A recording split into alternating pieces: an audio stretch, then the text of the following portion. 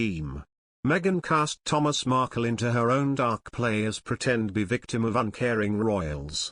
As he watched Meghan Markle walk slowly down the aisle in St. George's Chapel, Windsor, Prince Andrew may well have reflected on his own love life. Years before he became embroiled in the Jeffrey Epstein sex scandal, the prince was secretly dating the American actress Sue Stark, who had starred in a tepidly erotic movie directed by the arty aristocrat, the Earl of Pembroke. Once their romance became public, pictures were circulated of Sue in various stages of undress, provoking hysteria among MPs.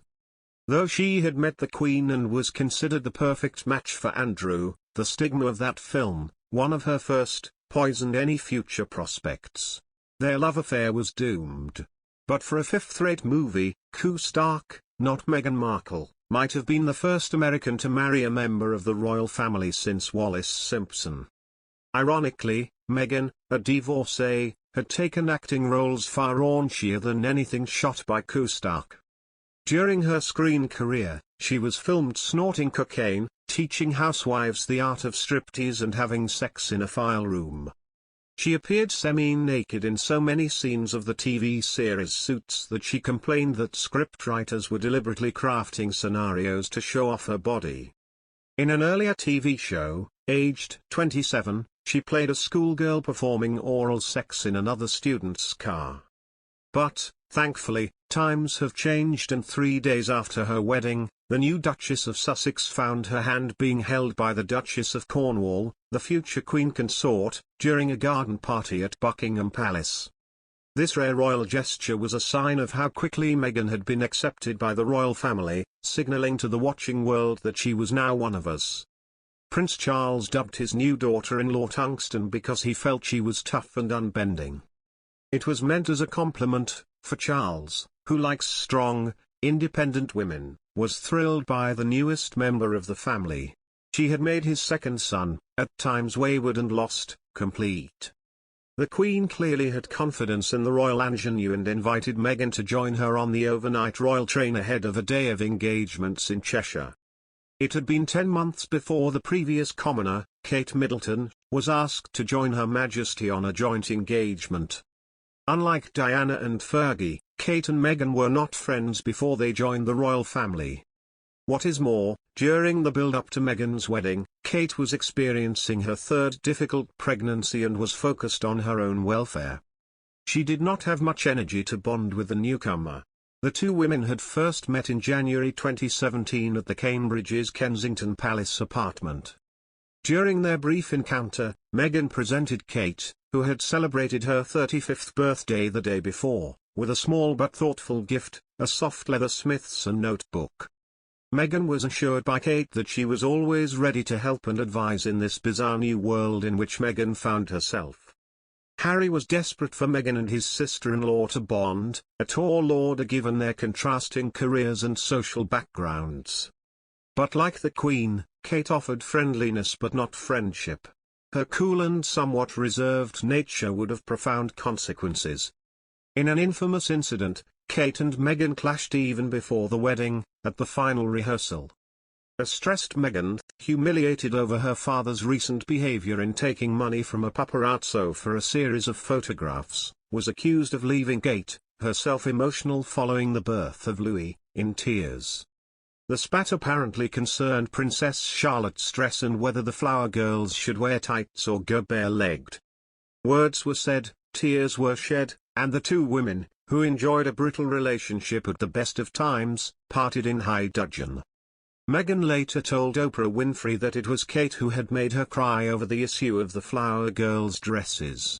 To further emphasize the point, Meghan described how Kate personally brought a bouquet of flowers and conciliatory note to her by way of apology.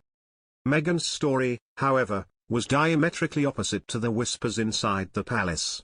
And whoever was at fault, it was clear there was little love lost between the two. Not only did Kate and Meghan not know each other well, but even after the wedding there was little opportunity to develop a firm friendship away from public events. Harry's dream of two united, happy families seemed a long way off. And soon, the honeymoon between the Duchess of Sussex and the media was over, too. Within a matter of months, Meghan went from Duchess Dazzling to Duchess Difficult, a Hollywood diva who tried to bend the 1,000-year-old monarchy to her whim, offending everyone from the Queen downwards. In November 2018, just days after the couple returned from their successful tour down under, The Times reported that Meghan had thrown a tiara tantrum shortly before her wedding because the tiara she wanted to wear was not available. Her prima donna behavior apparently earned a rebuke from the Queen herself, who told Harry, "She gets what tiara she's given by me."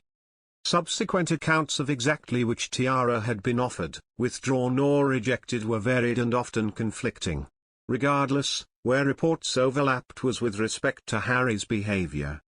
The prince, who needed acupuncture to stay calm in the run-up to the wedding, was overwrought when the chosen tiara could not be made instantly available for Meghan's hairdresser, who had flown from New York to work on the hair fitting. The Queen's formidable dresser Angela Kelly, who is the guardian of Her Majesty's jewellery, is said to have informed the irate prince that certain security protocols had to be adhered to in order to access the priceless piece. Harry would have none of it, telling anyone who would listen, "What Meghan wants, Meghan gets."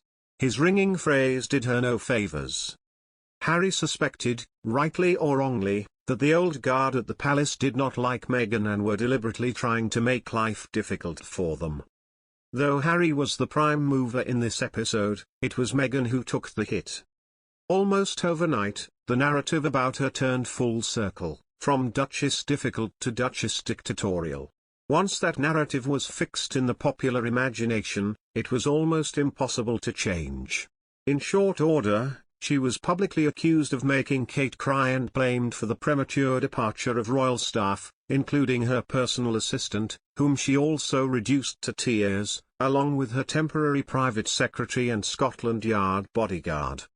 She was also deemed to be at the centre of the growing rift between the previously inseparable brothers. What cut deepest with Meghan and Harry was that there was never any formal rebuttal of the accusations made about Meghan by the palace press office. They were allowed to stand, she suggested, further contributing to the construction of her negative image.